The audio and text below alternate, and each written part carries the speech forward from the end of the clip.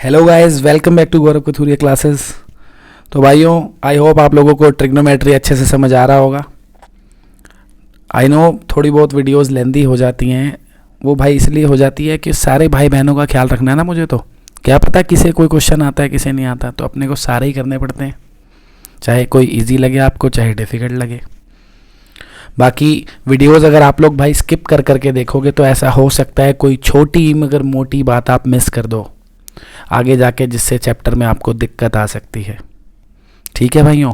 और वैसे भी जिन लोगों ने 11th में 12th में मैथ्स परस्यू करना है वो लोग तो भाई ध्यान से देखें, क्योंकि ये चैप्टर उनका साथ नहीं छोड़ने वाला आसानी से। ठीक है, तो इसको डिटेल में अच्छे से सीखेंगे। तो बढ़ते हैं आज की टॉपिक की ओर। तो आज का भाइयों अपना टॉपिक है trigonometric ratios of some specific angles. ठीक है, तो ये तो हम बाद में शुरू करेंगे। पहले मैं आपको एक छोटी सी जानकारी दे दूं मेरे भाइयों, एक छोटी सी जानकारी। वो क्या है, ध्यान से सुनेंगे बिल्कुल। कि मान लो भाई हमने एक ये छोटा सा राइट एंगल ट्रायंगल बना दिया, ठीक है, और एक हमने बड़ा सा राइट एंगल ट्रायंगल बना दिया। ये हमने दो राइट एंगल ट्रायंगल बना दिए मेरे भाइयों। ठीक है, अब ये ट्रायंगल सपोज इस ट्रायंगल का नाम है ABC और इस ट्रायंगल का नाम है PQR। ये यहाँ पे Q जो है वो 90 डिग्री है, यहाँ पे B जो है वो 90 डिग्री है। ठीक है मेरे भाइयों, ये B पे राइट एंगल है, ये Q पे। तो आपको दिख रहा है ये थोड़ा बड़ा ट्रायंगल है, ये थोड़ा छोटा है, लेंथ छोटी बड़ी है ना। अब मान लो अगर मैं आपसे कह दूँ ना कि भाई एंगल A इज़ 30 डिग्री, कि बच्चों एंगल A कितना है 30 डिग्री, ये जो एंगल A है, और मैं आपसे कह दूं एंगल P भी 30 डिग्री है। एंगल P भी क्या है 30 डिग्री। ठीक है, तो अब अगर इस वाले ट्रायंगल में आपसे कोई पूछे कि भैया साइन A कितना होगा, साइन A पता है ना, साइन थीटा क्या होता है? साइन थीटा क्या होता है बच्चों? परपेंडिकुलर अपॉन हाइपोटेन्यूज, यही होता है ना। बात हो रही है एंगल A की। एंगल A के सामने कौन सी साइड है? ये BC है ना, तो ये अपना परपेंडिकुलर हो गया। और हाइपोटेन्यूज तो आपको पता ही है AC होगा, है ना। तो P/H लिखना है तो क्या लिख देंगे, BC अपॉन AC, यही लिखेंगे ना, लिख देते हैं BC अपॉन AC। ऐसे ही इस वाले ट्रायंगल में अगर आपसे कोई पूछे कि साइन P की वैल्यू क्या होगी भाइयों, साइन P की वैल्यू क्या होगी, तो P एंगल की बात हो रही है, तो ये परपेंडिकुलर होगी ना ये वाली साइड। ठीक है, ये हो गया परपेंडिकुलर और ये वाली साइड हो गई हाइपोटेन्यूज।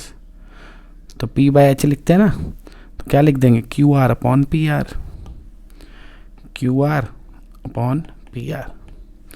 अभी तक तो कुछ नहीं किया ना, एक छोटा सा ट्रायंगल बनाया था जिसमें एंगल A 30 डिग्री था, हमने साइन A की वैल्यू लिख दी। यहाँ पे एक बड़ा ट्रायंगल बनाया था, उसमें हमने साइन P की वैल्यू लिख दी। अब जैसा कि आपको पता है एंगल A कितना है 30 डिग्री, तो आप चाहो तो A की जगह क्या लिख सकते हो भाइयों, 30 डिग्री। क्या लिख सकते हो, 30। तो मैं इस A को हटा रहा हूँ और A की जगह क्या लिख रहा हूँ मेरे मित्रों, 30 डिग्री। A की बात है ना, 30 डिग्री लिखा हो या A लिखा हो, बात तो एक ही है, क्योंकि A 30 डिग्री है। ऐसे यहाँ पे जो P है वो आपको दिख रहा है 30 है, तो आप चाहो तो इस P को हटा सकते हो, P को हटा सकते हो। तो P की जगह क्या लिख दिया हमने मित्रों, 30 डिग्री। सही है। तो अब आपको क्या दिख रहा है भाइयों कि ये जो रेशियो है ये किसके इक्वल है, साइन 30 के, और ये जो रेशियो है ये भी किसके इक्वल है, साइन 30 के। जब दोनों ही चीज़ें सेम के इक्वल हैं, भाई दिख रहा है ना आपको, भाई ये तो पता है ट्रांजिटिविटी, अगर A B के इक्वल है और C भी B के इक्वल है तो हम क्या कह सकते हैं, A और C इक्वल है, नहीं कह सकते क्या? अगर A और B इक्वल है और C और B इक्वल है तो इससे क्या पता चला, क्योंकि A और C दोनों ही B के इक्वल हैं, इसीलिए A और C भी इक्वल है। तो अब जैसे आपको दिख रहा है ये रेशियो किसके इक्वल है, साइन 30 के, ये रेशियो भी साइन 30 के इक्वल है। तो इससे क्या पता चला कि दोनों रेशियोज भी आपस में इक्वल होंगी, है ना। तो हमें पता चला कि भैया जो BC अपॉन AC है वो इक्वल होगा QR अपॉन PR के। मतलब हमें ये पता चल गया कि कोई ट्रायंगल चाहे बड़ा हो चाहे छोटा हो, उसका साइज़ कुछ भी हो, अगर एंगल सेम है ना तो ट्रिग्नोमेट्रिक रेशियो सेम होगी। अगर एंगल सेम है तो ट्रिग्नोमेट्रिक रेशियो सेम होगी। जैसा कि मैं आपको एक एग्जांपल दे रहा हूँ, मान लो BC और इसकी AC की लेंथ कुछ भी होती है ना, यहाँ पे BC और AC की लेंथ कुछ भी होती, तो sin 30 की वैल्यू ना हमेशा 1 आती है, सॉरी हाफ आती है। sin 30 डिग्री की वैल्यू क्या आती है बच्चों? हाफ। याद रखना भाइयों, sin 30 डिग्री हाफ होता है। ये आप कितना भी बड़ा ट्रायंगल बना लो, आपकी जब आप इन दोनों साइड्स की रेशियो निकालोगे ना, हाफ ही आएगी। बड़ा बना लो छोटा बना लो, तो जैसे हमने इन दोनों ट्रायंगल में sin 30 निकाला है ना, तो हमारा जो BC अपॉन AC है वो भी हाफ आएगा, और जो QR अपॉन PR है वो भी हाफ आएगा। तो वही चीज़ हम कहना चाह रहे हैं यहाँ पे कि अगर एंगल फिक्स्ड है ना मेरे भाई, एंगल क्या है? फिक्स्ड है, तो उसकी जो ट्रिग्नोमेट्रिक रेशियो की वैल्यू है वो हमेशा फिक्स्ड होगी। ठीक है, मतलब sin 30 डिग्री हमेशा हाफ ही होगा, चाहे ट्रायंगल कितना भी छोटा बड़ा हो। sin 30 डिग्री क्या होगा? हमेशा हाफ होगा, चाहे ट्रायंगल कितना भी छोटा या बड़ा हो। ये मैं आपको प्रूफ भी करके दिखाऊंगा अभी ज्योमेट्रिकली कि sin 30 डिग्री हाफ कैसे होगा। फिलहाल बस मैं आपको एक एग्जांपल दे रहा था कि ट्रायंगल छोटा या बड़ा होने से कुछ नहीं होता, बात होती है एंगल की। अगर एंगल फिक्स्ड है ना तो रेशियो सेम ही आएगी। ठीक है, जैसे एक और एग्जांपल दे देता हूँ। जैसे मान लो आपको कभी निकालना हो cos 45 डिग्री, ठीक है ना, तो हमें ट्रायंगल देखने की ज़रूरत नहीं है, ये अभी हम निकालना सीखेंगे वैल्यू। ठीक है, याद भी हो जाएंगे हमें कि cos 45 डिग्री ना हमेशा 1/√2 होता है। cos 45 डिग्री क्या होता है? हमेशा 1/√2। तो ट्रायंगल देखने की ज़रूरत नहीं है कि छोटा है कि बड़ा है, कुछ भी है, cos 45 डिग्री इतना ही होगा जी, साइड कुछ भी हो। ठीक है, तो वही पढ़ना है आज हमने, trigonometric ratios of some specific angles. आज हम क्या करेंगे? बिना ट्रायंगल देखे बस हमें क्या पता होगा? सिर्फ एंगल पता होगा, और हम बता देंगे कि उसका साइन, उसका कॉस, उसका टैन कितना होगा। ठीक है, जैसे अगर हमसे कोई पूछेगा ना कि टैन 30 डिग्री कितना होगा, और हमें ट्रायंगल नहीं पता, तब भी हम बता देंगे टैन 30 डिग्री कितना होगा। ठीक है, कोई हमसे पूछेगा ना भैया कि टैन 45 कितना होगा, तो हम बिना ट्रायंगल देखे बता देंगे। कोई हमसे पूछेगा साइन 60 डिग्री कितना होगा, तो वही बात हम बिना ट्रायंगल देखे बता देंगे। पर दुनिया के हर एंगल के लिए नहीं बताएंगे भाई मेरे। कभी आप सोचो कि साइन 1 डिग्री आपसे कोई पूछेगा तो आप बता दोगे, 10th में तो नहीं बता पाओगे, आगे चल के बेशक बता दोगे। ठीक है, तो वही लिखा है ना, सम स्पेसिफिक एंगल्स। कुछ स्पेसिफिक एंगल्स हैं जिनके लिए हम ट्रिग्नोमेट्रिक रेशियो आज निकालना सीखेंगे। ठीक है, फिर उन्हें याद करेंगे और उनका एक ट्रिक भी सीखेंगे ताकि वो हमें याद करने में आसानी रहे। ठीक है मेरे भाइयों, वही चीज़ आज हमने सीखनी है। तो बढ़ते हैं। तो पहले मैं लेकिन एक चीज़ बता देता हूँ आगे बढ़ने से पहले, वो स्पेसिफिक एंगल्स हैं कौन से। वो स्पेसिफिक एंगल हैं बच्चों, एक तो है भाइयों 0 डिग्री, एक है 30 डिग्री, एक है 45 डिग्री, एक है 60 डिग्री और एक है 90 डिग्री। ठीक है, ये वो एंगल्स हैं जिनके लिए हमें किसी भी ट्रिग्नोमेट्रिक रेशियो की वैल्यू याद होनी चाहिए। ठीक है, जैसे अगर हमसे किसी ने रैंडमली पूछ लिया ना एकदम से कि भैया cot 45 कितना होना चाहिए, कितना होता है, तो हमें पता होना चाहिए 1 होता है। जैसे कि मेरे को तो अभी पता है कि 1 होता है, तो आपको भी पता होना चाहिए। ठीक है ना, हम कहेंगे भैया cot 45 डिग्री हमेशा 1 होगा, कोई भी ट्रायंगल हो दुनिया का कोई भी ट्रायंगल हो बड़ा छोटा, cot 45 डिग्री क्या होगा? 1 होगा। ठीक है, जैसे किसी ने फॉर एग्जांपल मुझसे पूछ लिया कि भाई sec 30 कितना होगा, क्या कह रहा है कि sec 30 डिग्री कितना होगा, तो मैं क्या कहूँगा कि भाई sec 30 डिग्री 2/√3 होता है, चाहे आप कोई भी ट्रायंगल ले लो दुनिया का। ठीक है, क्या कहूँगा कि sec ऑफ 30 डिग्री कितना होता है? 2/√3। अब मेरे को तो याद है ना सारी, आपको भी याद करवा देंगे। तो कितनी होंगी टोटल भाई? 0 डिग्री के लिए 6 रेशियोज़ होंगी, 30 डिग्री के लिए 6 रेशियोज़, 45 के लिए 6, 60 डिग्री के लिए 6 रेशियोज़ होंगी और 90 के लिए 6। तो 6 6 6 6 6 कितनी होगी मेरे भाइयों? 30। तो बच्चे कहेंगे क्या हम 30 वैल्यूज़ याद करेंगे? ये तो बहुत मुश्किल काम है। तो 30 वैल्यूज़ याद नहीं करेंगे मेरे भाई, उसके लिए आपको एक जुगाड़ सिखाया जाएगा, एक ट्रिक सिखाई जाएगी कि वो सारी वैल्यूज़ आपके दिमाग में सेट हो जाएंगी। ठीक है, धीरे धीरे याद भी करनी पड़ेगी, याद होनी भी चाहिए ताकि आप फास्ट कर पाओ कैलकुलेशन। बाकी आप भूल जाओगे तो उसके लिए हम आपको एक ट्रिक सिखाएंगे ताकि आपको याद आ जाए। ठीक है, तो देखते हैं एक बार ये वैल्यूज़ देखते हैं सारी। तो देखो बच्चों, ये है भाई वो टेबल जो हमने आपको बनानी सिखानी है आज, आपको याद भी करवानी है और बनानी भी सिखानी है। याद तो आप लोगों को खुद करनी पड़ेगी, धीरे धीरे प्रैक्टिस करते करते आ जाएगी, हम तो बनानी सिखा देंगे। और अगर ये टेबल आपको बनानी आ गई तो भाई फिर तो आप कितने भी डिग्री की वैल्यू लिख सकते हो, मतलब 0 degree, 30 degree, 45 degree, 60 degree, 90 degree, इनमें से कोई भी एंगल हो तो किसी भी ट्रिग्नोमेट्रिक रेशियो की वैल्यू लिख सकते हो, ठीक है ना। पहले तो टेबल देख के वैल्यू लिख पाओगे। बाई चांस भाई किसी ने पूछ लिया कि tan 30 डिग्री कितना होता है तो बता पाओगे टेबल देख के। भाई ये लिखा ना tan A और एंगल A की वैल्यू 30 ये रही, तो ये देखो क्या मिल गई वैल्यू भाई, tan A है ना और 30 डिग्री, तो वैल्यू क्या मिल गई 1/√3। तो अब हम कह सकते हैं कि tan 30 की वैल्यू कितनी है 1/√3। ये इन्होंने पहले से ही निकाल के टेबल में रख दी है, ठीक है। हम आपको अभी निकालना सिखाएंगे आज। तो समझ आ गया ना, टेबल पता हो, अगर ये टेबल बनानी आती हो तो आप वैल्यू तो लिख दोगे इजीली। भाई किसी ने कहा कि भाई इस टेबल को देख के बता दो कि cos 60 डिग्री की वैल्यू क्या होती है, तो बता दोगे, दिक्कत क्या है इसमें। ये रहा cos है, ये रहा 60 डिग्री, है ना। आ जाओ जी नीचे, ये आ जाओ सामने, मिल गया cos 60 डिग्री कितना है हाफ, ठीक है। तो ये टेबल बनानी आ गई तो सारी वैल्यूज़ याद हो गई। साइन के लिए भी 0, 30, 45, 60, 90 ये पांचों वैल्यूज़ याद हो गई। कॉस के लिए भी, टैन के लिए भी, सबके लिए हो गई है ना, हो गई 30 की 30 वैल्यूज़ याद। टोटल 30 वैल्यूज़ है ना, 5 है ना ये देखो, तो ऐसी 5, 5, 5, 5 और 5 कितनी हो गई 30 वैल्यूज़ याद करना आसान तो है नहीं ना, इसीलिए टेबल बनानी सीख लेते हैं। तो पहले मैं आपको सिखाऊंगा कि ये टेबल बनती कैसे है, उसके बाद मैं आपको बताऊंगा कि ये वैल्यूज़ एक्चुअल में आई कहाँ से। भाई अभी तो हम जुगाड़ सीख रहे हैं ना कि ये वैल्यूज़ हमारे पास आ गई, अब हम इसको बनाने का जुगाड़ सीख लें। पर ये वैल्यूज़ कहाँ से आई, ये वैल्यू क्यों है कि भाई किसी ने कहा साइन 30 डिग्री कितना है, तो आपने टेबल में से टेप के तो बता दिया कि भैया साइन 30 डिग्री, ये रहा जी साइन 30 डिग्री हाफ है। पर कोई कहेगा भाई क्यों होता है हाफ, इसकी डेरिवेशन दिखाओ, ये कहाँ से आई वैल्यू हाफ, तो वो भी आपको सिखाएंगे। दोनों चीज़ें सिखानी है आज, ठीक है। तो सबसे पहले तो टेबल बनाने की ट्रिक सीख लेते हैं, क्योंकि कई बच्चों को इस चीज़ में इंटरेस्ट नहीं होता कि ये वैल्यूज़ कहाँ से आई। वो क्या कहते हैं, ठीक है यार टेबल बनानी आ गई, क्वेश्चन हो जाएंगे, उनको डेरिवेशन में इंटरेस्ट नहीं रहता। कोई बात नहीं, वो लोग टेबल बनानी तो उन्हें भी सीखनी पड़ेगी भाइयों, तभी तो काम बनेगा चैप्टर में आगे, ठीक है ना। तो सीखते हैं ये टेबल बनी कैसे है।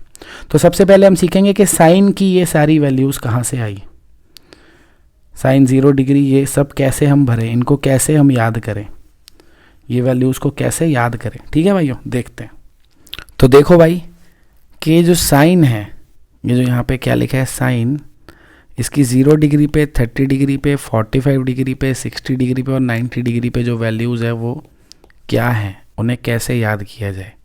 वैल्यूज़ तो आपको बता दी ना ये 5 है, पर ये 5 हमें याद कैसे रहेंगी वो सुनो। इनका जुगाड़ क्या है कि भाई ये जो पांचों वैल्यूज़ आपको लिखनी है साइन के लिए, 0 डिग्री, 30 डिग्री, 45 डिग्री, 60, 90 पे कैसे लिखोगे। आपने फिक्स्ड है मेरे भाइयों, क्या लिखना है, square root of 0/4, square root of 1/4, square root of 2/4, square root of 3/4, square root of 4/4। सही है, ये तो याद कर लोगे, आसान लग रहा है ना पैटर्न बहुत।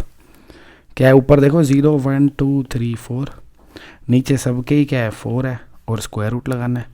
बस साइन की आपको पांचों वैल्यूज़ याद हो गई, इजी है ना, कर लोगे ना भाई। साइन की वैल्यूज़ तो देखो आपको याद करनी पड़ेंगी, बाकी ये जो सारी है ये मैं आपको याद करने को नहीं कहूँगा, ये तो मैं उसी से बना दूंगा। अगर आपको साइन की पांचों वैल्यूज़ डायरेक्ट याद हो जाएंगी तो डायरेक्ट कर लो भाई याद, फिर साइन की वैल्यूज़ से ये पांचों तो बन जाएंगी सारी की सारी, ठीक है। लेकिन अगर साइन की भी डायरेक्ट नहीं याद कर सकते तो ऐसे याद कर लो, क्या लिखना है 0, 1, 2, 3, 4, सबके नीचे 4 और सबको डाल दो स्क्वायर रूट में, ये आ जाएंगी साइन की वैल्यूज़। दिखाऊं कैसे, 0/4 कितना होता है मेरे भाइयों, 0 ही होता है ना, और 0 का रूट क्या हो जाएगा 0, तो कुल मिला के इसको सॉल्व करके वैल्यू क्या आ गई 0, इसको सॉल्व किया तो क्या आया 0। इसको देख लो, 1 का स्क्वायर रूट तो 1 ही हो जाएगा बच्चों, है ना, और नीचे जो 4 है इसका स्क्वायर रूट क्या हो जाएगा 2, तो 1/2 आ गया, ठीक है, अब इसको देख लो, क्या लिखा है ये लिखा है 2/4। अगर इसको काट दें हम तो ये 1/2 हो जाएगा, है ना। अब 1 का स्क्वायर रूट तो 1 निकल गया, पर 2 का तो नहीं निकलेगा ना, तो क्या आ जाएगा ये 1/√2। ठीक है, तो ये वैल्यू आ गई 1/√2। सही है ना, इसको काट दिया इससे 2, तो 1 तो स्क्वायर रूट से बाहर आके 1 ही हो गया, 2 रूट में रह गया बेचारा। इसका क्या करें, 3 तो रूट से बाहर नहीं आ पाएगा, तो लिख दो √3, पर नीचे वाला 4 तो आ जाएगा ना रूट से बाहर, कितना हो जाएगा 2। और इधर ये 4 और 4 दोनों कटते हुए दिख गया आपको, क्या रह गया मेरे भाइयों 1, और 1 का रूट क्या हो जाएगा 1। तो ये हमको साइन की पांचों वैल्यूज़ याद हो गई कि साइन 0 डिग्री पे कितना होता है 0, 30 डिग्री पे कितना होता है हाफ, 45 डिग्री पे कितना होता है 1/√2, 60 डिग्री पे कितना होता है √3/2, और 90 डिग्री पे कितना होता है 1। ठीक है, साइन की पांचों वैल्यूज़ याद हो गई। अब हमें लिखनी है कॉस की वैल्यूज़ मेरे भाई। किसकी लिखनी है, कॉस की। ध्यान से सुनना भाइयों, कॉस की वैल्यूज़ लिखनी है। तो कैसे लिखोगे, ये जो पांचों वैल्यूज़ निकाली है ना आपने, ये जो पांचों वैल्यूज़, इन्हीं को रिवर्स ऑर्डर में लिख दो बस। इन्हीं को क्या करो रिवर्स ऑर्डर में, मतलब इसको लिखो सबसे पहले। यहाँ पे क्या लिखेंगे, इसका मतलब 1 लिख दो।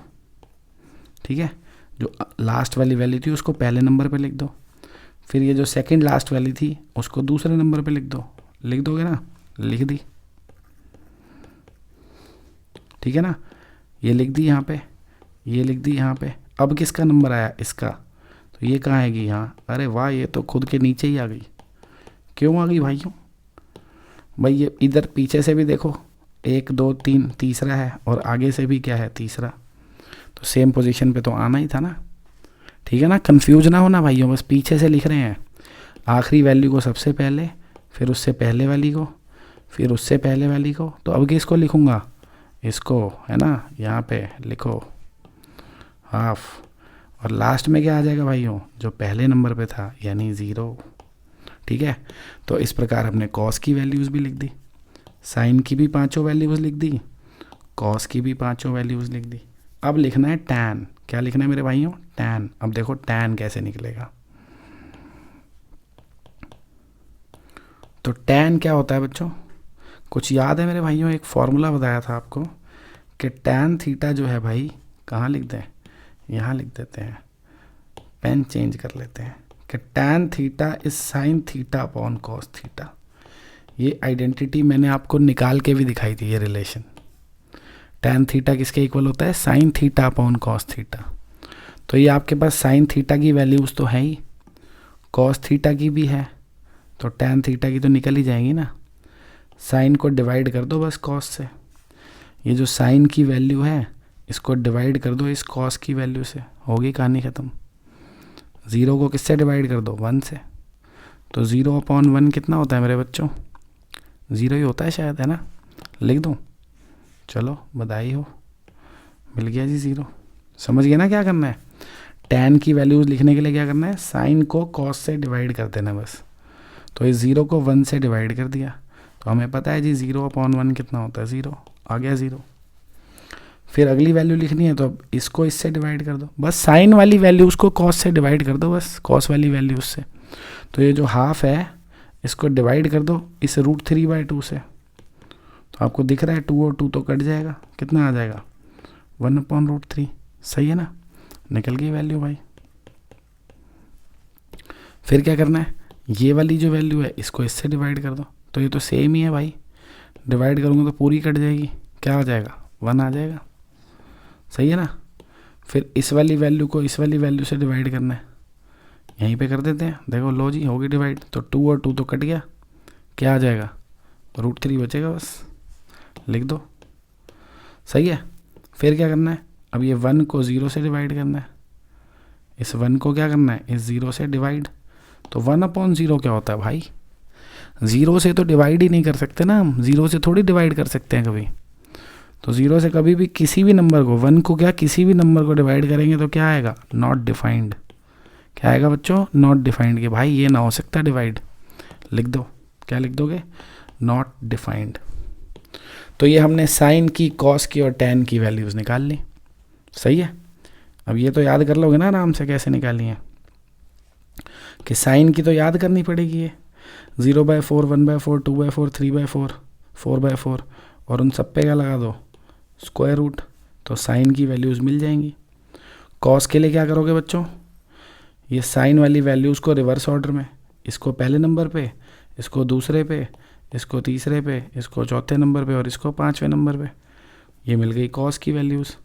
फिर टैन के लिए क्या करेंगे, ये साइन वाली वैल्यूज़ को कॉस वाली वैल्यूज़ से डिवाइड, ये 0/1 0, ये डिवाइड किया 2 कट गया 1/√3 है ना, ये डिवाइड किया तो पूरी वैल्यू ही कट गई 1 आ गया, ये डिवाइड किया तो 2 और 2 कट गया √3 आ गया, और ये डिवाइड किया तो 1 को 0 से डिवाइड किया तो भाइयों नॉट डिफाइंड आ गया।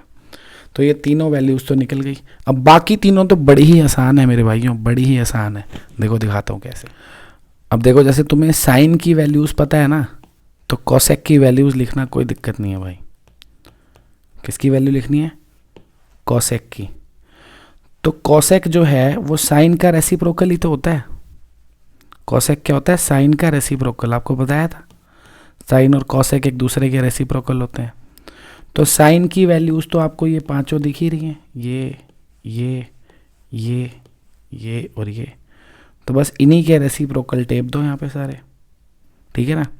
सबसे पहले 0 का रेसिप्रोकल, 0 का रेसिप्रोकल यानी 1/0, तो 1/0 तो पता है ना अपने को क्या होता है, ये तो डिफाइंड ही नहीं है भाई, क्या लिख देंगे नॉट डिफाइंड, सही है। तो सबसे पहली वैल्यूज़ तो क्या आ गई भाइयों, नॉट डिफाइंड। सबसे पहली वैल्यू क्या आ गई, नॉट डिफाइंड। समझ गए ना कैसे, क्या करा है, कोसेक के लिए साइन का रेसिप्रोकल कर रहे हैं बस। तो 0 का reciprocal is 1/0 which is not defined. Half का रेसिप्रोकल बताऊं क्या क्या होता है, बहुत मुश्किल बात है क्या भाइयों, 2 होता है, लिख दो, सही है। 1/√2 का रेसिप्रोकल क्या हो जाएगा, √2, लिख दो। ये √3/2 का रेसिप्रोकल क्या हो जाएगा मेरे भाइयों, 2/√3, सही है कि नहीं है, सही है ना। और ये 1 का रेसिप्रोकल, 1 का रेसिप्रोकल तो 1 ही होगा, ठीक है कि नहीं है, हो गया काम। तो ये अब हमने कोसेक की भी पांचों वैल्यूज़ लिख दी, ठीक है ना। ये बीच में एक लाइन लगा दें यहाँ पे, ठीक है भाइयों, ये कोसेक की भी पांचों वैल्यूज़ आ गई। अब किसकी लिखनी है मेरे भाइयों, अब सेक की लिखनी है आपको, सेक की, ठीक है, सेक ए, सीकेंट ए, सेक ए की बात है, ठीक है ना। इसकी वैल्यू लिखनी है। तो सेक किसका रेसिप्रोकल होता है, कॉस का। किसका होता है, कॉस का। तो इन सब का रेसिप्रोकल कर दो। सबसे पहले 1 का रेसिप्रोकल लिखो, यहाँ पे क्या होता है, 1 ही होता है। फिर इसका रेसिप्रोकल लिखो भाई, यहाँ पे क्या होगा, 2/√3। फिर इसका रेसिप्रोकल लिखो, √2 हो जाएगा ना, लिखो भाई, लिखते जाओ बस। इसका रेसिप्रोकल लिखो, क्या होगा, 2 हो जाएगा।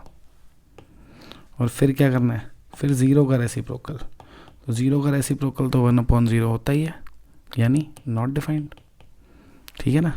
क्या आ गया, नॉट डिफाइंड, ठीक है ना। सेक की वैल्यूज़ कहाँ से आई, ये जो कॉस वाली वैल्यूज़ थी इनका रेसिप्रोकल किया तो ये वैल्यूज़ मिल गई अपने को।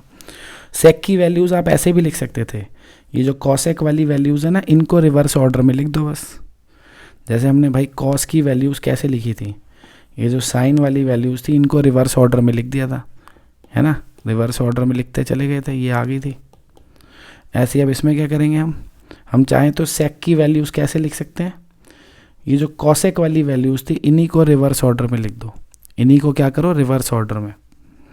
तो पहले 1 लिखा, देखो लिख दिया, फिर 2/√3 लिख दिया, फिर √2 लिख दिया, फिर 2 लिख दिया, फिर नॉट डिफाइंड लिख दिया। अब क्या लिखना है बच्चों, कॉट ए। तो कॉट ए तो बड़ा ही बढ़िया है, इसमें एक बहुत ही बढ़िया बात है। एक तो आपको पता है कि कॉट जो है वो टैन का रेसिप्रोकल होता है, पता है ना सबको, कॉट क्या होता है, टैन का रेसिप्रोकल होता है। तो चाहे तो इन सारी वैल्यूज़ का रेसिप्रोकल करके यहाँ पे लिख दो। और कॉट में एक बढ़िया बात ये भी है कि कॉट क्या है, टैन को आप रिवर्स ऑर्डर में लिख दो बस। यहाँ पे क्या करो, टैन को रिवर्स ऑर्डर में लिख दो, समझ गए। क्या लिखेंगे सबसे पहले, नॉट डिफाइंड, क्यों, सबसे पीछे नॉट डिफाइंड है। फिर क्या है, √3 लिख दो भाई, √3, ठीक है ना। पहली वैल्यू नॉट डिफाइंड लिख दी, दूसरी वैल्यू √3 लिख दी, पीछे से तीसरी वैल्यू 1 लिखूँगा, यहाँ पे लिख देता हूँ, ठीक है ना, ये लिख दी, फिर हमने ये लिख दी, फिर हमने ये लिख दी। अब हम इसको लिखेंगे, यहाँ पे लिखेंगे 1/√3, फिर इसको लिखेंगे यहाँ पे 0। सही है। तो tan और cot में तो बहुत बढ़िया बात है, चाहे tan का रेसिप्रोकल करो तब भी ये आएगा, चाहे आप tan को रिवर्स ऑर्डर में लिख दो तब भी यही आएगा, ठीक है। रेसिप्रोकल करके भी देखो यही आएगा। 0 का रेसिप्रोकल नॉट डिफाइंड ही तो होता है भाई, 0 का रेसिप्रोकल इज 1/0 नॉट डिफाइंड। 1/√3 का रेसिप्रोकल √3, 1 का रेसिप्रोकल 1, √3 का रेसिप्रोकल 1/√3, और नॉट डिफाइंड का रेसिप्रोकल 0। अब बच्चे कहते हैं ये क्या बात होगी भाई, नॉट डिफाइंड का रेसिप्रोकल 0 कैसे हो गया? अब ये नॉट डिफाइंड तुमने कैसे बनाया था? ये 1/0 आ रहा था ना, 1/0 को ही तो नॉट डिफाइंड लिखा था। तो इस 1/0 का उल्टा करूँगा तो क्या हो जाएगा? 0/1, और 0/1 तो 0 ही होगा ना मेरे भाइयों। तो ये हमने सारी वैल्यूज़ निकालनी सीख ली मेरे भाइयों। अब हमें पूरी की पूरी अपनी टेबल बनानी आ गई है, जुगाड़ आ गया है। अब आप टेबल बना सकते हो, ठीक है। अब आप इस टेबल को बनाने में चैम्पियन हो गए हो मेरी तरफ से। 1-2 बार प्रैक्टिस कर लेना, बाकी धीरे धीरे आपको ये वैल्यूज़ याद भी हो जाएंगी, ठीक है ना। क्योंकि पेपर में यार एक छोटा सा क्वेश्चन आएगा, उसके लिए हम टेबल बनाए पूरी की पूरी। मान लो पेपर में किसी एक क्वेश्चन में मुझे बस सेक 30 डिग्री की वैल्यू चाहिए, तो टेबल में से देख के तो चलो मिल जाएगी, ये रहा भैया सेक 30 डिग्री की वैल्यू 2/√3। पर उसके लिए तो पूरी टेबल बनानी पड़ेगी मेरे को। तो धीरे धीरे याद हो जाए तो कोशिश करना भाई याद ही हो जाए। जुगाड़ तो टेबल बनाने का इसलिए सिखाया ना कि कभी कल को भूल गए तो भैया ना करने से अच्छा तो यही है ना कि पूरी टेबल चल बना लेता हूँ यार, और फिर उसमें से वैल्यू देख लूँगा, ठीक है। तो प्रैक्टिस करना भाई इसको बनाने की। अब ये तो हो गया मेरे भाइयों इस टेबल को बनाने का जुगाड़, कि जो बनी बनाई टेबल हमें दिख रही थी, इसको ये वैल्यूज़ को भरने का हमने एक जुगाड़ सीख लिया। पर ये वैल्यूज़ किसने निकाली तो होंगी ना दुनिया में, ये आई कहाँ से? कि उनको कैसे पता चला कि साइन 45 डिग्री जब होता है तो 1/√2 होता है, या 60 डिग्री जब होता है तो √3/2 होता है? कैसे पता चला? तो इनके ज्योमेट्रिकल प्रूफ्स भी भाई पूछ लेते हैं कई बार कि वैल्यू आई कहाँ से, साइन 45 डिग्री इतना क्यों है, साइन 60 डिग्री इतना क्यों है। तो वही प्रूफ्स अब हम देखेंगे भाइयों। अब क्या देखेंगे? इन वैल्यूज़ के ज्योमेट्रिकल प्रूफ्स। तो बढ़ते हैं प्रूफ्स की ओर। तो सबसे पहले देखेंगे भाइयों 45 डिग्री के लिए, ये सबसे इजी है, ठीक है, कि 45 डिग्री अगर एंगल हो, जैसे ये एंगल है 45 डिग्री, तो इसके लिए साइन थीटा कॉस थीटा ये सब क्या होंगे कि sign A, cos A, tan A, ये सारी वैल्यूज़ क्या आएंगी, ठीक है, सेक ए, कॉस ए के, कॉट ए। तो ये सब देखेंगे अब हम। अगर एंगल 45 डिग्री है तो इनकी वैल्यू क्या होगी। साइड कुछ भी हो, ठीक है ना, वैल्यू वही आएगी। देखते हैं, अभी दिखाता हूँ आपको। फिलहाल तो वैसे ही आपसे अगर मैं पूछ लूँ कि एंगल ए अगर ये बना है, तो आपसे कोई पूछे कि भैया sign A, cos A, tan A, और क्या होता है कॉसेक ए, सेक ए और कॉट ए। आपको पता है ना ये किन दो साइड्स की रेशियो होंगी, कि ये भी बताना पड़ेगा मेरे भाइयों, पता है सब कुछ। अगर एंगल ए की बात हो रही है तो सामने वाली साइड ये परपेंडिकुलर हो जाएगी ना, और ये क्या हो जाएगा, बेस। लिख दूँ? बोलो, लिख देना। ये हो गया परपेंडिकुलर, और ये हो गया बेस। फिक्स हो गया ना ये तो, क्योंकि सारी जगह एंगल ए की बात कर रहा हूँ मैं। तो भैया साइन ए क्या होता था, P/H। तो परपेंडिकुलर कितना दिख रहा है आपको, BC। हाइपोटेनस कितना है, AC। तो साइन ए क्या आ गया मेरे भाइयों, BC/AC। ठीक है जी, साइन ए हो गया BC/AC। अब कॉस थीटा क्या होता था, बेस अपॉन हाइपोटेनस। तो बेस है AB, ये है AC, तो ये हो गया AB/AC। फिर बात होती है टैन ए की। तो टैन ए आपको याद होगा परपेंडिकुलर अपॉन बेस होता है, परपेंडिकुलर अपॉन बेस है ना, यानी BC/AB, BC/AB। और कॉसेक में तो क्या दिमाग लगाना है, वो साइन का उल्टा है, लिख दो बस, साइन का उल्टा ही है ना, लिख दो भाई, AC/BC। फिर सेक में भी क्या दिमाग लगाना है, वो कॉस का उल्टा है, AC/AB। फिर उसके बाद मुझे लग नहीं रहा कि कोई कॉट में भी दिमाग लगाना है, क्योंकि tan का उल्टा होता है, तो इसका उल्टा लिख दो भाई यहाँ पे, तो AB/AC, ठीक है ना। ये हमने 6 की 6 रेशियोज लिख दी। तो अब हम बात कर रहे हैं अगर ये एंगल 45 डिग्री होता तो क्या होता। जो लिख लो भाई इसको 45। तो मेरे भाइयों मुझे एक बात बताओ, अगर ये एंगल 45 डिग्री है तो ये कितना होगा? ये तो 90 है ना, ये तो 90 है और ये 45 है, तो क्या ये बहुत मुश्किल बात पूछ ली क्या भाई? क्या ये 45 नहीं होगा? अबे तीनों एंगल्स का सम 180 नहीं होता क्या? इन तीनों एंगल्स का सम क्या होता है? 180। तो ये तो भाई साहब पहले से ही 90 थे, ये भाई साहब पहले से ही 45 थे, तो कितना बच गया भाई? 45 ही तो बचा भाई। ये 45 होगा, ये 90 होगा और ये 45 होगा, तभी तो सम आएगा 180।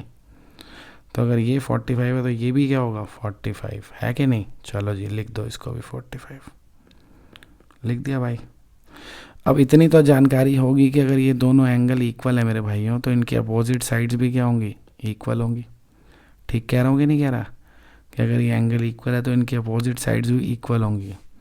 तो यानी कि अगर मैं कह दूं कि ये जो हमारी साइड है BC, अगर मैं कह दूं X है, क्या कह दूं कि अगर मैं ऐसा कह दूं कि जो BC है वो X है, मीटर सेंटीमीटर कुछ भी हो सकता है, ठीक है, X मीटर लिख लो, सेंटीमीटर लिख लो। तो मैंने कह दिया जो BC है उसकी लेंथ कितनी है? X, तो AB की लेंथ भी X ही होगी। ठीक बात है कि नहीं? तो AB और BC तो इक्वल ही है ना, क्योंकि अभी तो देखा भाई दोनों एंगल इक्वल है तो दोनों साइड्स इक्वल होंगी। तो BC और AB इक्वल है, दोनों ही इक्वल है, तो मैंने मान ली दोनों किसके इक्वल है? X के। सही है। अब AC निकाल लेता हूँ। पाइथागोरस थ्योरम तो हम लोगों को बड़े बढ़िया से आती है। AC स्क्वायर क्या होगा भाइयों? AB square plus BC square. तो यानी AC square is X square plus X square, ठीक है ना।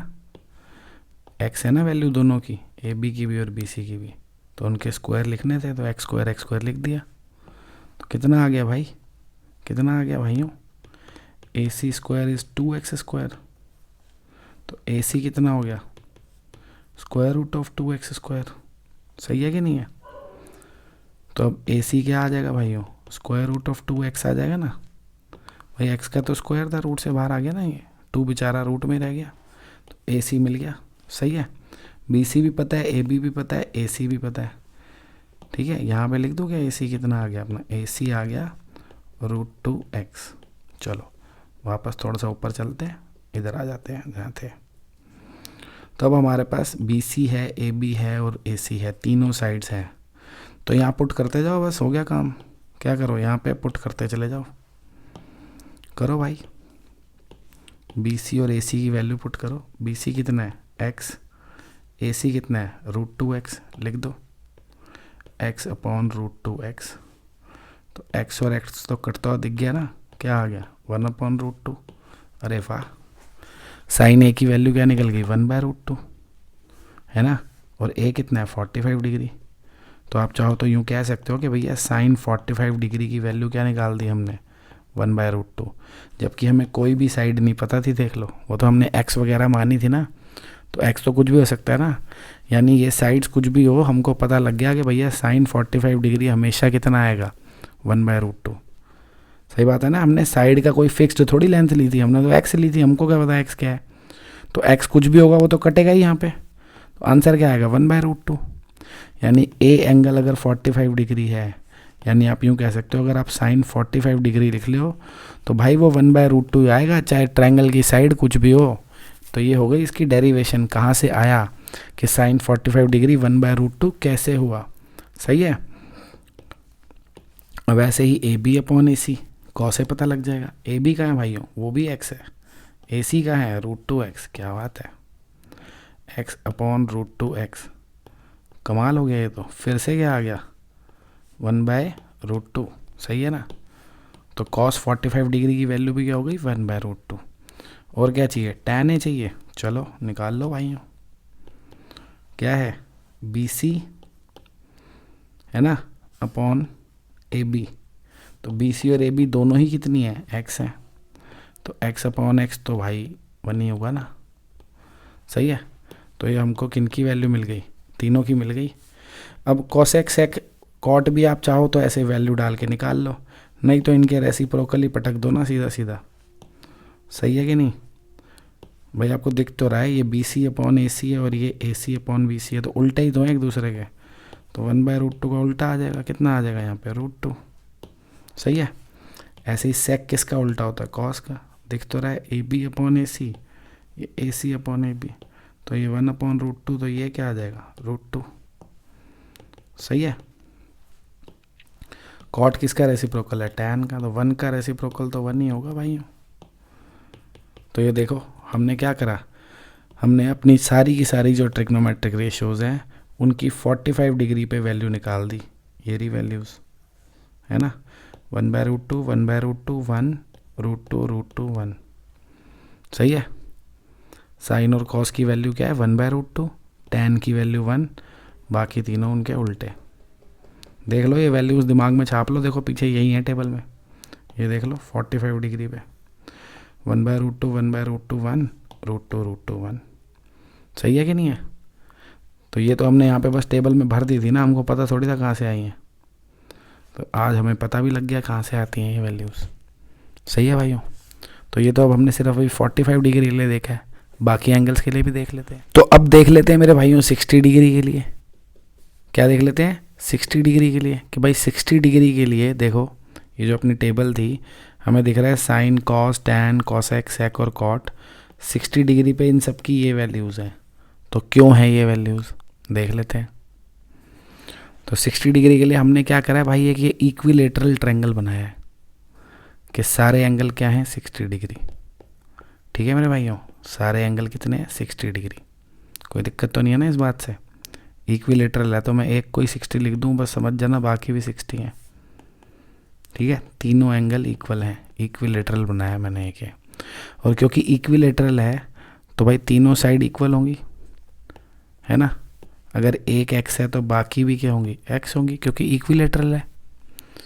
अब आप कहोगे ये तो आपने यार इक्विलेटरल बना दिया, तो आप इसमें क्या 90 तो है ही नहीं कोई भी एंगल, अब वो ट्रिग्नोमेट्रिक रेशियो कहाँ से निकालोगे। तो ले आते हैं 90, इसमें कौन सी बड़ी बात हो गई भाई। सी से एक परपेंडिकुलर डाल देते हैं। सही है, कोई दिक्कत तो नहीं है मेरे भाइयों। क्या करा हमने, सी से एक परपेंडिकुलर डाल दिया। तो क्योंकि मेरे भाइयों ये परपेंडिकुलर है, क्या है ये परपेंडिकुलर, तो क्या ये हाइट नहीं हो गई, क्या ये अपनी हाइट नहीं हो गई, हो गई ना। और आपको पता है इक्विलेटरल की हाइट क्या होती है, पता है किसी को इक्विलेटरल की हाइट √3/2 इंटू साइड, यही होती है भाई, मेरे को तो लग रहा है। आपको याद नहीं है अगर तो भाई मैं निकाल के दिखा देता हूँ कहाँ से आई है, बाकी यही फॉर्मूला होता है। इक्विलेटरल की जो भाइयों हाइट होती है वो होती है √3/2 इंटू साइड, और साइड हमारी एक्स है। सही है, तो मुझको तो पता लग गई है कितनी है। एक काम करता हूँ, इस एक्स को थोड़ा सा साइड पे लिख देता हूँ। भाई ये यहाँ से लेके ए से लेके बी तक का जो डिस्टेंस है वो कितना है मेरे भाइयों एक्स है। ठीक है, ए से लेके बी तक का जो डिस्टेंस है वो कितना है एक्स। और ये वाला जो पॉइंट है, ये वाला पॉइंट, इसको नाम दे देते हैं ना कुछ, इसका नाम डी रख देते हैं। तो ये अपनी हाइट निकल गई सी डी। तो ये इतनी है, ये तो फॉर्मूला बता दिया। जिनको याद नहीं है तो मैं निकालनी सिखा देता हूँ एक बारी, ताकि आपको तसल्ली हो जाए। भाई ये पूरी साइड कितनी है एक्स है ना, तो आधी क्या हो जाएगी मेरे भाइयों x/2 हो जाएगी। इसमें तो कोई दिक्कत नहीं है, आधी क्या हो जाएगी x/2।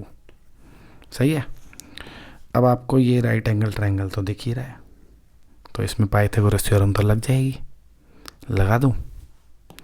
क्या होता है AC² is equals to AD² plus CD², यही होता है ना बच्चों।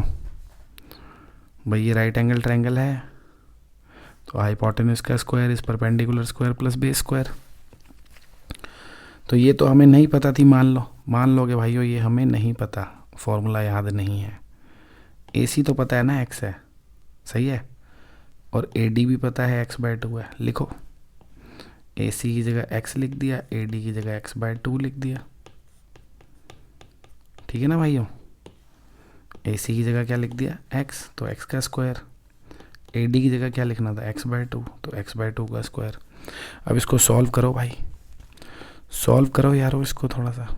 x²/4 हो गया ये, सही है ना भाई, 2 का स्क्वायर 4 ही होता है ना। अब इसको यहाँ ला के माइनस कर दें, ठीक है, x²/4 इधर आके माइनस हो गया। माइनस तो करना आता सबको ही है मेरे को लग रहा है। 4x² - x² / 4 CD² कितना आ गया भाइयों, 3x²/4। तो CD क्या मिल गया मेरे भाइयों, CD क्या मिल गया, √3x² / 4, यही मिलेगा ना। तो ये तो मजाक हो गया, क्या आ गया CD, 3 तो बेचारा रूट में ही रह गया, x का क्योंकि स्क्वायर था तो वो भैया बाहर आ गया रूट से, और 4 का स्क्वायर रूट क्या होता है 2, है ना। तो हमें CD कितना मिल गया, √3/2 × x, यही तो लिखा है, √3/2 × x। तो जिनको याद नहीं भी होगा वो ऐसे निकाल लेंगे, ठीक है। अब निकाल ले सारी रेशियोज, निकाल ले मेरे भाइयों। क्या क्या निकालना है, साइन ए, और क्या निकालना है, 3 ही निकाल लेता हूँ ना, बाकी तो उल्टी लिख दूंगा। साइन ए, कॉस ए और टैन ए निकाल लेता हूँ, सही है, निकाल लो। तो साइन क्या होता है भाई, परपेंडिकुलर अपॉन हाइपोटेन्यूज, यही होता है कि नहीं होता भाई। ए एंगल की बात हो रही है ना, तो उसके सामने वाली साइड परपेंडिकुलर हो गई, परपेंडिकुलर अपॉन हाइपोटेन्यूज, यानी CD अपॉन AC। याद रखना हम कौन से ट्रायंगल को देख रहे हैं, इस ट्रायंगल को, ठीक है ना। इससे भी कर सकते थे, बात तो सेम ही पड़ती, इस ट्रायंगल से भी कर सकते थे, बट फिलहाल एक को दिमाग में रख के चलो ना कि हम ट्रायंगल ADC को देख रहे हैं, ठीक है। किसको देख रहे हैं, ADC को। तो साइन ए क्या हो गया, ये जो परपेंडिकुलर है CD और जो हाइपोटेन्यूज है AC, उनकी रेशियो। और CD कितना है मेरे भाइयों, √3/2x, ये लिखा है ना CD इतना है, और AC कितना है, x है, लिख दो। तो क्या दिख गया भाइयों, x और x कटता दिख गया, आंसर क्या आ गया, √3/2। तो साइन ए निकल गया √3/2, और a कितना है, 60 डिग्री, है ना। यानी आप ऐसा भी कह सकते हो कि साइन 60 डिग्री की वैल्यू क्या होती है, √3/2, सही है। कॉस ए निकाल लें, ए एंगल के लिए बेस क्या हो जाएगा, AD, हाइपोटेन्यूज तो AC है ही, और कॉस आपको पता ही है बेस अपॉन हाइपोटेन्यूज होता है, तो AD अपॉन AC हो जाएगा, है ना। लिख देते हैं AD अपॉन AC, और AD कितना है मेरे भाइयों, ये रहा x/2, AC कितना है, ये रहा x, सही है ना। तो x और x तो कट गया, कितना रह गया ये 1/2। तो कॉस ए निकल गया 60 डिग्री के लिए, यानी कॉस 60 डिग्री कितना हो गया मेरे भाइयों, हाफ हो गया। ऐसे ही टैन ए भी निकाल लेंगे। टैन क्या होता है, परपेंडिकुलर अपॉन बेस, तो ये रहा परपेंडिकुलर, ये रहा बेस, डिवाइड कर दो। CD को किससे डिवाइड कर दो, AD से, CD अपॉन AD।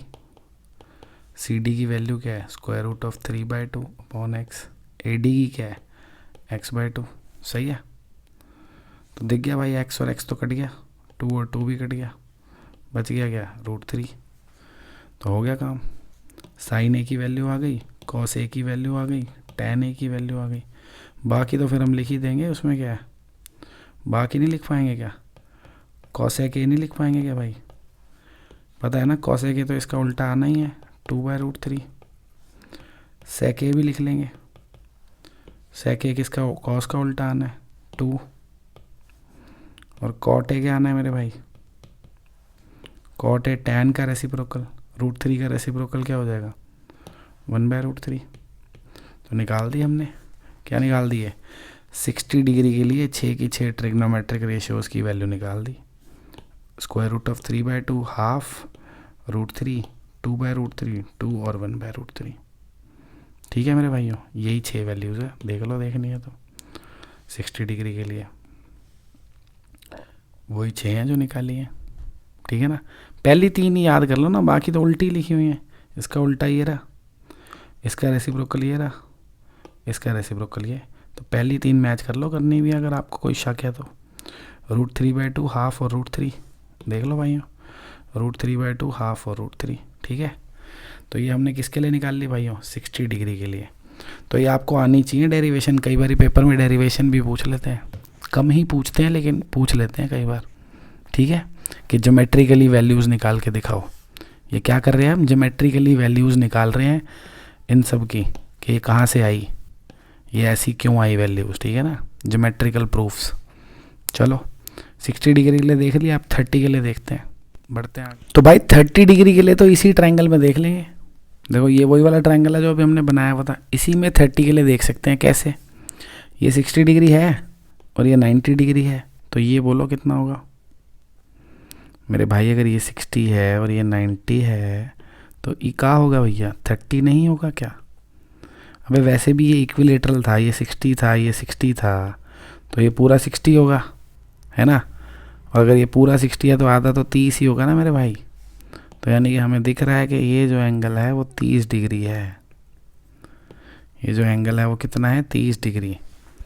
तो अगर अब आपको इसमें कन्फ्यूजन हो रही है तो हम इसको आधे को देख लेते हैं ना सिर्फ, ताकि अच्छा लगे दिल को थोड़ा सा। क्या करते हैं, इसको आधा ही बना लेते हैं बस। इसको थोड़ी सी इसकी शक्ल यहाँ पे उठा लिया, इस आधे को उठा के यहाँ पर टक दिया। नाम भी लिख देता हूँ, क्या क्या है, A, D और C, सही है ना। ये आधे को उठा के इधर पटक दिया। ये C जो एंगल है वो कितना है मेरे भाइयों, 30 डिग्री।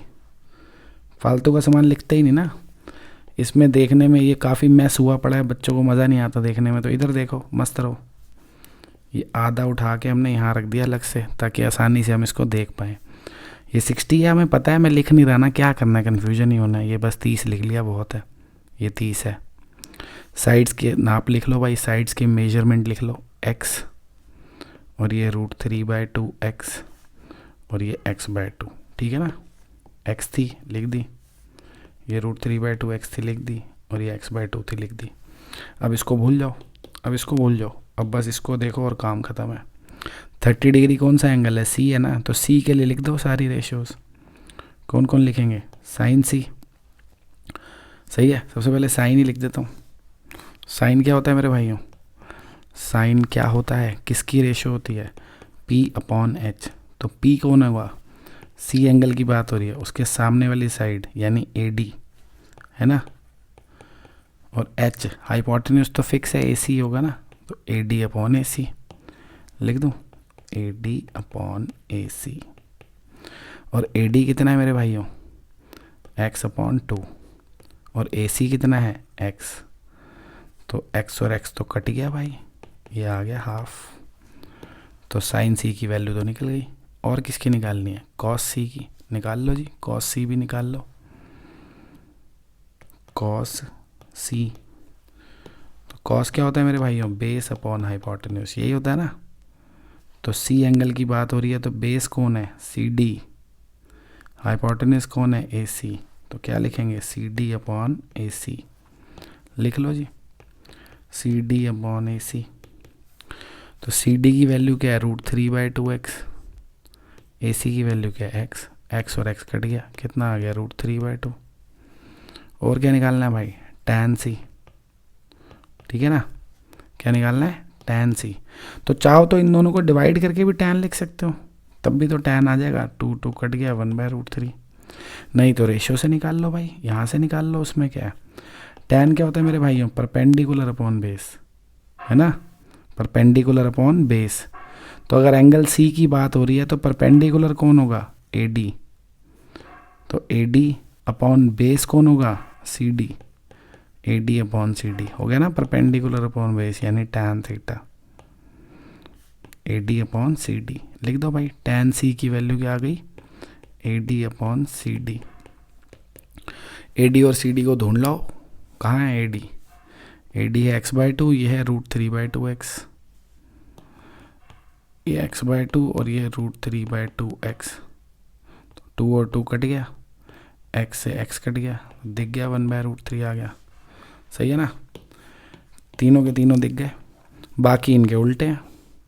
भाई चाहो तो पूरा भी लिख सकते हो, उसमें क्या है, पूरा लिखना है पूरा लिख लो मेरे भाई। cosec C, कई बार क्या होता है किसी एक की डेरिवेशन पूछ लेता है पेपर में, तो अगर उसने सिर्फ कॉसेक पूछ लिया, ये सब नहीं पूछे, तो बंदा फिर तो डायरेक्ट कॉसेक ही लिखेगा ना। तो उसमें क्या है, ये सब मत लिखो भाई। कॉसेक आपको पता है रेशियो किसकी होगी, जब साइन इसकी रेशियो है तो कॉसेक इसका उल्टा होगा, मतलब AC और AD की रेशियो होगी। तो बस उल्टी वैल्यूज रख के पुट्टी तो करनी है, और क्या करना है, सॉल्व करके अपने आप 2 आ जाएगा, इसका उल्टा। सही है ना। ऐसे फिर भैया सीकेंट क्या हो जाएगा, सीकेंट C यहाँ लिख दूँ, सीकेंट C कितना हो जाएगा, कॉस कितना है, इतना, तो इसका उल्टा लिख दो यहाँ पे 2/√3। और कॉट C क्या हो जाएगा भाइयों, टैन का उल्टा, इसका उल्टा क्या हो जाएगा, √3, ख़त्म। तो ये हमने सीख ली मेरे भाइयों, किसके लिए वैल्यू निकालना, 30 डिग्री के लिए। ठीक है, चेक करने का मन है, अगर मन में कोई शंका है तो कर लो भाई। इन तीनों की वैल्यू ज़रा नज़र मार लो कितनी है, ½ √3/2 1/√3, है ना। 30 डिग्री के लिए कर रहे हैं, है ना। ½ √3/2 1/√3, आ जाओ 30 डिग्री, ½ √3/2 1/√3, फिर हाफ का रेसिप्रोकल 2, इसका रेसिप्रोकल 2/√3, इसका रेसिप्रोकल √3, लिख दी ना सारी सही। मज़ा आ गया। बढ़ते हैं आगे बढ़ते हैं भाइयों मेरे भाइयों आगे। अब रह गए 0 डिग्री और 90 डिग्री, इनकी भी बात कर लेते हैं। हाँ तो बच्चों अब बात कर रहे हैं कि भाई 0 डिग्री के लिए सारी रेशियोज़ कैसे निकाली जाए। तो 0 के लिए निकालने के लिए एंगल ये कितना बनाना पड़ेगा मुझे, 0, तो वो तो बाद में देखेंगे। फ़िलहाल अगर मैं आपसे पूछूं इस A एंगल के लिए क्या आप सारी रेशियोज़ लिख सकते हो, sine A, cos A, tan A, cosec A, sec A और कॉट A, क्या ये 6 रेशियोज़ आप A एंगल के लिए लिख सकते हो मेरे भाइयों, कि नहीं लिख पाओगे, बोलो। A एंगल के लिए ये सारी रेशियोज़ लिख सकते हो, हाँ जी बिल्कुल लिख सकते हैं। बात A एंगल की हो रही है तो ये क्या हो गया, परपेंडिकुलर, है ना, लिख दो, ये हो जाएगा अपना परपेंडिकुलर मेरे भाइयों, परपेंडिकुलर, क्योंकि A एंगल की बात हो रही है, उसके सामने वाली साइड परपेंडिकुलर, और उसके साथ वाली ये जो साइड है क्या हो जाएगी मित्रों, बेस। सही है। और ये जो AC है ये तो हाइपोटेन्यूस है ही। ठीक है, तो अब आपको पता ही है साइन थीटा क्या होता है, परपेंडिकुलर अपॉन हाइपोटेन्यूस, यानी BC/AC, लिख दो BC/AC। अब क्या लिखना है, कॉस थीटा जो कि B/H, तो AB/AC, है ना। ये तो बहुत पता है, बड़ी प्रैक्टिस कर ली अब तो इसकी। फिर टैन थीटा क्या होता है, perpendicular upon base, perpendicular base, सही है, यानी BC/AB। लिखते जाओ भाइयों, लिखते जाओ, BC/AB। AB बोल के AC लिख दिया, कमाल ही करता हूँ मैं भी।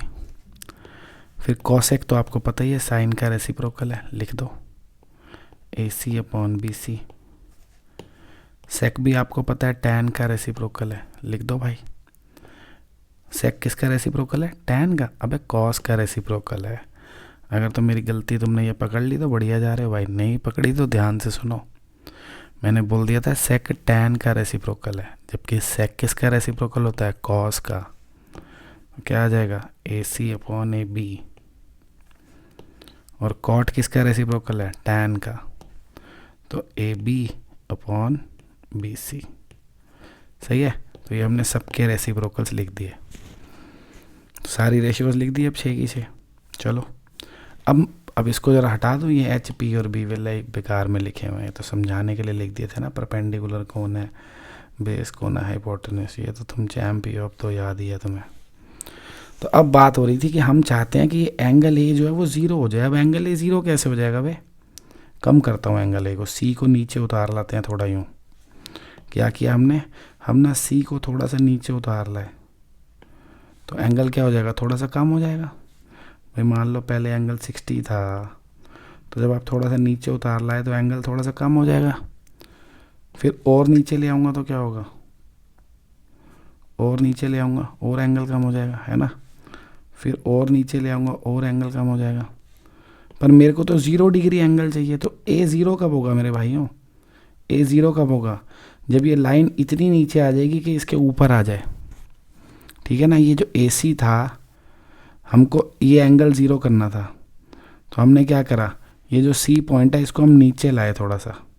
उससे क्या हुआ, AC की पहले ये पोजीशन थी, इतना एंगल था, फिर AC नीचे हुआ तो एंगल कम हुआ, फिर AC नीचे हुआ एंगल और कम हुआ, फिर AC नीचे हुआ एंगल और कम हुआ, करते करते इसके ऊपर ही बन गया। ये क्या बन गया, इसके ऊपर ही बन गया भाई मेरे, इसी के ऊपर।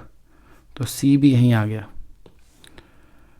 AC और AB एक दूसरे के ऊपर आ गए। इससे क्या हुआ, एंगल A 0 हो गया भाई। क्या हो गया, एंगल A बन गया 0। एंगल A कब 0 होगा, जब ये जो AC वाली लाइन है ये भैया इतनी गिर जाए, इतनी गिर जाए कि गिरते गिरते धरती पे आ जाए, AB के ऊपर ही आ जाए। तो जब AB और AC एक दूसरे के ऊपर आएंगे तो क्या होगा, दोनों बराबर हो जाएंगे। इसमें क्या है, AB और AC क्या हो जाएंगे, बराबर। ठीक बात है कि नहीं। जब भाई AC गिरते गिरते गिरते गिरते AC के AB के ऊपर ही आ गई तो AB और AC क्या हो गए, बराबर। और अबे हाइट तो ख़त्म ही हो गई भाई। पहले B और C के बीच का डिस्टेंस इतना ज़्यादा था, थोड़ा सा कम हुआ, इतना रह गया, थोड़ा सा फिर कम हुआ, इतना रह गया, थोड़ा सा फिर कम हुआ, इतना रह गया। और जब C गिरते गिरते गिरते गिरते B के ऊपर ही गिर गया तो उनके बीच में कुछ डिस्टेंस तो रह ही नहीं गया। तो BC कितना हो जाएगा, 0। ठीक बात है कि नहीं, BC कितना हो जाएगा, 0। ये बात समझनी बहुत ज़रूरी है भाई कि जो एंगल A है, ये जो एंगल A है, इफ़ एंगल A इज़ 0, अगर एंगल A 0 डिग्री है देन AB किसके इक्वल हो जाएगा, AC के, और BC क्या हो जाएगा, 0। समझ गए ना क्यों, क्योंकि भाई एंगल A को कम करते करते हम क्या बना रहे थे, 0। तो वो 0 तभी बनेगा जब AC पूरी AB के ऊपर ही आ जाए। तो AC और AB ऊपर आ जाएंगे तो दोनों इक्वल हो जाएंगे। और जब B और C एक दूसरे के ऊपर ही आ गए तो उनके बीच में गैप तो बचा ही नहीं ना भाई। पहले गैप था B और C के बीच में, कुछ डिस्टेंस था, फिर वो डिस्टेंस कम हुआ, फिर थोड़ा और कम हुआ, थोड़ा और कम हुआ, कम होते होते उनके बीच की दूरियां इतनी कम हो गई कि वो एक ही हो गए भाइयों। तो B और C के बीच का डिस्टेंस कितना रह गया, 0। सही है, बस अब इसका यूज़ करो और रेशो निकाल दो, बिंदास, ख़त्म कहानी।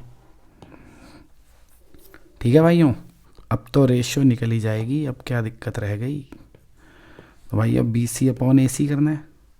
BC कितना है, 0। तो 0 अपॉन AC तो 0 ही हो जाएगा भैया, 0 अपॉन कुछ भी 0। फिर क्या करना है, AB upon AC, AB upon AC। AB और AC तो इक्वल है, तो ये तो कट जाएंगे। जब इक्वल है तो क्या आ जाएगा मेरे भाइयों, 1 आ जाएगा ना। समझ गए भाई, AB और AC तो इक्वल थे ना, कट गए, ख़त्म, 1 आ गया।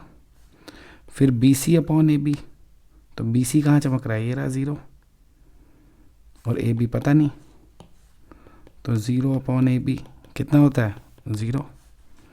फिर AC अपॉन BC, तो AC तो पता नहीं, BC कितना है, 0, तो AC अपॉन 0।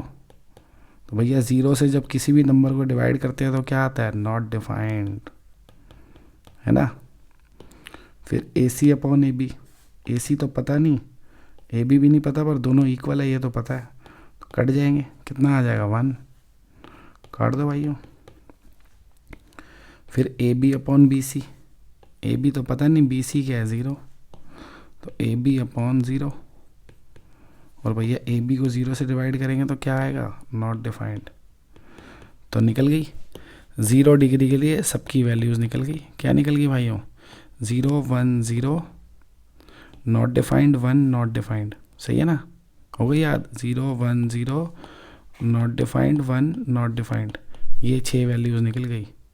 देख ले पीछे जाके, कहाँ रह गई भाई, कहाँ रह गई, ये रही 0 1 0, नॉट डिफाइंड 1, नॉट डिफाइंड। सही है, बढ़े आगे। अब 90 डिग्री के लिए देख लेते हैं। तो बच्चों अब हमें 90 डिग्री के लिए वैल्यूज़ लिखनी है इन सब की, ठीक है। तो मैंने एक राइट एंगल ट्रायंगल बनाया, इस एंगल A के लिए मैंने ये सारी रेशियोज़ लिख दी। इतना तो आप कर ही लेते हो, पर ये एंगल A 90 तो दिख नहीं रहा अपने को, नहीं दिख रहा ना 90। एक एक्यूट एंगल दिख रहा है, पता नहीं कितना होगा। तो मैं चाहता हूँ ये 90 हो जाए, भाई मान लो अभी ये 60 डिग्री है, मैं चाहता हूँ 90 हो जाए, तो कैसे होगा 90 है? इस ए को आगे चलना पड़ेगा भाई थोड़ा। क्यों चलना पड़ेगा मेरे भाई? अगर आप यहाँ खड़े हो और यहाँ आ गए, तो जब आप सी को देखोगे तो ये जो एंगल नया बनेगा ये ज़्यादा हो जाएगा। क्यों ज़्यादा हो जाएगा? अबे अब ज़्यादा ऊपर देखना पड़ेगा ना, कॉमन सेंस है मेरे भाई।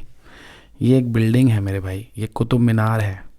आप इसको यहाँ से देख रहे हो, आप इसके टॉप को देख रहे हो ऐसे, तो जब थोड़ा सा पास जाके इसको देखोगे तो कॉमन सेंस है आपको अपनी गर्दन भाई ऊपर उठानी पड़ेगी बहुत ज़्यादा, है ना? एंगल बढ़ जाएगा। थोड़ा और पास जाओगे तो और ऊपर उठानी पड़ेगी। जितना पास जाओगे उतनी गर्दन उठानी पड़ेगी। एक दिन इतनी पास चले जाओगे कि देखने में हालत ख़राब हो जाएगी, उसे कहा टॉप देख ही नहीं पाओगे, कितना मर्जी ऊंची गर्दन कर लो, ठीक है ना? तो जितना आगे बढ़ेंगे उतना ही ये एंगल बढ़ता जाएगा भाई मेरे, उतना ही ये एंगल बढ़ता जाएगा। तो बंदा थोड़ा सा बेचारा ए ने क्या करा, ए ने अपनी कोशिश करी और वो थोड़ा सा आगे चला। उसने सी को देखा, पर उसने अभी भी देखा एक्यूट एंगल पे, दिख रहा है ना एक्यूट है भाई। मान लो ये 60 था तो ये बढ़ गया थोड़ा सा 65 हो गया, क्या दिक्कत है? पर है तो अभी भी एक्यूट। तो ए ने कहा चल भाई थोड़ा और आगे चले। वो बेचारा थोड़ा और आगे गया, फिर उसने सी को देखा। तो जब उसने फिर से सी को देखा तो एंगल थोड़ा और बढ़ गया, 70 हो गया। पहले 60 था, थोड़ा और बढ़ाया 65, थोड़ा और बढ़ाया 70। वो कह रहा है यार ये तो अभी भी एक्यूट ही है, थोड़ा और आगे चलता हूँ, फिर एक्यूट है। तो अबे एक्यूट है तो राइट एंगल कब बनेगा? ये राइट एंगल तब बनेगा जब वो बिल्कुल ए बी पे ही चला जाएगा। ए कहाँ आ जाएगा? यहाँ। तभी तो वो सीधे सीधा देखेगा उसको 90 डिग्री पे, है ना? तो यानी कि मेरे भाइयों एंगल ए 90 कब होगा? जब ए कहाँ आ जाएगा? ए बिल्कुल बी के पास आ जाएगा मेरे भाइयों। ए बिल्कुल बी पे ही आ जाएगा। ए कहाँ आ जाएगा? बी पे। तो एंगल ए कब 90 होगा? एंगल ए कब 90 होगा मेरे भाइयों? जब ए जो है चलते चलते कहाँ आ जाएगा? बी के ऊपर। यानी ए और बी के बीच की जो दूरियां थी वो धीरे धीरे कम होती चली गई, और वो एक दिन इतनी कम हो गई कि वो एक दूसरे में मिल गए जाके। तो डिस्टेंस क्या हो गया दोनों के बीच का? 0। तो क्या पता चला कि ए बी तो 0 हो गया भैया। जब एंगल ए 90 हुआ तो ए बी क्या हो गया? 0। और क्योंकि ए और बी दोनों यहीं बैठे हैं तो ए से सी का डिस्टेंस और बी से सी का डिस्टेंस क्या है? बराबर। तो एक बात और पता चल गई कि ए सी और बी सी क्या है? बराबर। तो बस अब इसी को यूज़ करके भाई ये सारी रेशियोज निकाल दो, ख़त्म है कहानी। क्या लिखा है? B C upon A C. B C और ए सी क्या दिख रहे हैं? इक्वल। कट गए, है ना? कट गए तो क्या आ गया? 1 आ गया। अगला क्या है? A B upon A C. A B कितना है? 0। तो 0 अपॉन ए सी करोगे तो क्या आएगा? 0 ही आएगा, है कि नहीं भाई? 0 अपॉन ए सी लिखेंगे तो ए सी कुछ भी हो आएगा तो 0 ही। फिर B C upon A B, तो ये रहा बी सी और ए बी कितना है? 0, है ना? तो बी सी अपॉन 0। तो किसी को भी 0 से करेंगे डिवाइड तो क्या आएगा मेरे बच्चों? Not defined. A C upon B C, A C और बी सी इक्वल है, कट गया भाई। कितना आ गया? 1। फिर क्या है? ए सी अपॉन ए बी, तो ए सी तो पता नहीं पर ए बी कितना है? 0। तो ए सी अपॉन 0। फिर वही किसी को भी 0 से करेंगे डिवाइड तो क्या आएगा? Not defined. फिर क्या भाई? A B upon B C, A B कितना है? 0, बी सी पता नहीं, तो 0 अपॉन बी सी कितना होता है? 0। तो ये भैया 90 डिग्री के लिए निकाल ली सारी रेशियोज, ठीक है ना? 1 0 नॉट डिफाइंड, 1 नॉट डिफाइंड 0, ठीक है? 1 0 not defined, 1 not defined 0, 1 0 not defined, 1 not defined 0। तो ये अब हमें पूरी टेबल बनाने का जुगाड़ भी आ चुका है, और ये वैल्यूज़ एक्चुअल में कैसे आई वो भी पता लग चुका है। तो हमने इनके ज्योमेट्रिकल प्रूफ्स भी सीख लिए, टेबल बनाने का जुगाड़ भी सीख लिया। तो आज भाइयों आप लोगों का कोई होमवर्क नहीं है, मतलब कोई क्वेश्चन तो नहीं करना, पर हाँ इतना होमवर्क ज़रूर करना है कि ये टेबल को 2-4 बार अपने हाथ से बना लो, वो जो आपको जुगाड़ बताया है, ताकि आपको टेबल बनानी आ जाए। प्लस अगर आपका मन हो, आपकी इच्छा हो, तो इनके ज्योमेट्रिकल प्रूफ्स भी अपने हाथ से कर लो, ताकि आपको पता लग जाए ये वैल्यूज़ कहाँ से आई। कल को कोई पूछे तो आप उनको प्रूफ भी दिखा सको, ताकि कोई पूछे कि भैया गौरव कथूरिया ने कुछ सिखाया है कि सब रटवाया है, तो आप बता सको जी हाँ, चीज़ें निकालनी भी सिखाई हैं, जुगाड़ भी सिखाए हैं, सब सिखाया है। ठीक है भाइयों, तो मिलेंगे नेक्स्ट क्लास में, क्वेश्चंस करेंगे कुछ, ठीक है, इसी पे बेस्ड। कुछ नहीं करना होगा, बस ये टेबल में से वैल्यू उठा उठा के पुट करनी होगी। तो टेबल बनानी आती है तो बस फिर तो कैलकुलेशन बच गई। ठीक है भाइयों, ओके, अलविदा, बाय। पसंद आ रहा है तो भाइयों शेयर करो, ठीक है, लाइक करो, सब्सक्राइब करो। Okay, bye.